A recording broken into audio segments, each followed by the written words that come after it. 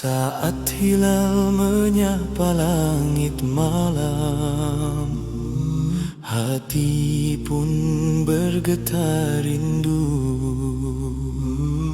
Bulan rahmat telah datang, membawa cahaya yang syahdu. Bismillahirrahmanirrahim. Assalamualaikum warahmatullahi wabarakatuh. Alhamdulillahi munazzalul qur'ana nura yahdil quluba was-sudur. Wassalatu wassalamu ala nabiyyina Muhammadin basyiran wa nadhira man ja'ala bihi dunya ajmala wa nura.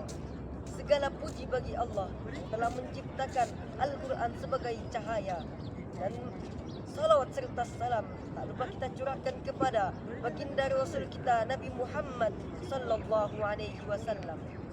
Sana IGTV yang dirahmati Allah, InsyaAllah pada kesempatan ini Anda akan menyampaikan tausiah dengan judul Al-Quran sebagai cahaya kehidupan. Apakah kalian suka jika diberi hadiah? Pernahkah kalian mendapatkan hadiah yang membuat kalian merasa sangat bahagia? Sekarang bayangkan bagaimana jika hadiah itu datang dari Allah Subhanahu wa Ta'ala, Tuhan yang menciptakan kita semua. Masya Allah, Alhamdulillah. Ke Istanbul bawa Al-Quran, lalu timbul pertanyaan, apa itu Al-Quran hadirin? Imam Az-Zarkashi dalam kitabnya Al-Burhan fi Ulumil Quran mengatakan bahwasannya Al-Quran huwa kalamullah ta'ala al-munazzalu ala rasulih Muhammad sallallahu alaihi wasallam wal mubtada'u bitilawati. Al-Quran adalah kalamullah ta'ala yang diturunkan kepada Rasulnya Muhammad sallallahu alaihi wasallam, dan membacanya bernilai ibadah. Al-Quran adalah cahaya kehidupan. Al-Quran adalah kitab suci umat Islam, dan Al-Quran adalah penenang hati dan jiwa. Lalu hadirin yang dirahmati Allah, bagaimana sikap kita sebagai seorang muslim terhadap Al-Quran?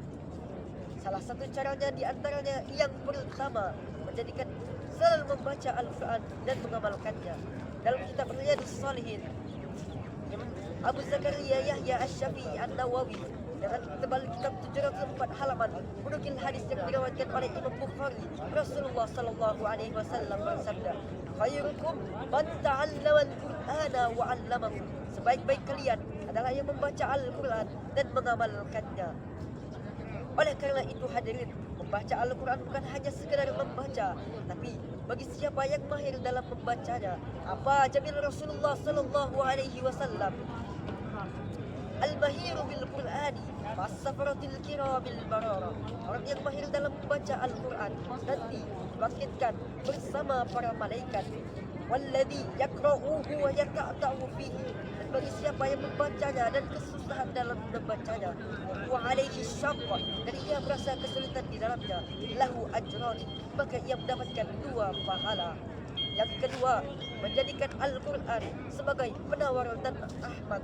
Sebagaimana Allah Subhanahu wa Ta'ala berfirman dalam Quran surah Al-Isra ayat 82 yang berbunyi, A'udzu billahi minasy syaithanir rajim. Bismillahirrahmanirrahim. Wa nunazzilu minal Qur'ani ma huwa shifaa'un wa rahmah wala yaziduz zalimina illa khasara. Dan tidaklah kami turunkan Al-Quran melainkan sebagai penawar obat dan rahmat bagi orang-orang mukmin, dan tidaklah Al-Quran itu bagi orang-orang yang zalim itu melainkan sebagai kerugian. Yang ketiga, menjadikan Al-Quran sebagai imamnya.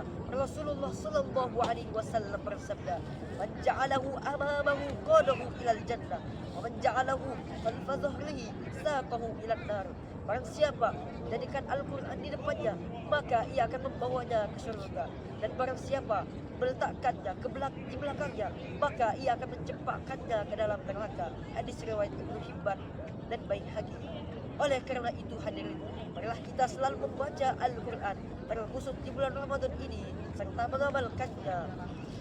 Pagi hari membaca Al-Quran, hati tenang bertambah iman. Apabila ada salah dalam ucapan Mohon maaf atas segala kesalahan. Astaghfirukum ala jami'il akhta'i wan nisyan. Wassalamualaikum warahmatullahi wabarakatuh. Mau bisa ceramah kultum seperti tadi? Ayo gabung di pesantren Ihyaul Quran. Ayo, buruan daftarkan namamu di panitia PPD yang tertera nomornya di video. Sampai jumpa di video selanjutnya. Ramadan bulan penuh cahaya, tempat hati kembali bercahaya. Dengan sujud dan doa yang setia, kita raih takwa kepadanya. Ramadan jangan biarkan berlalu tanpa jejak amal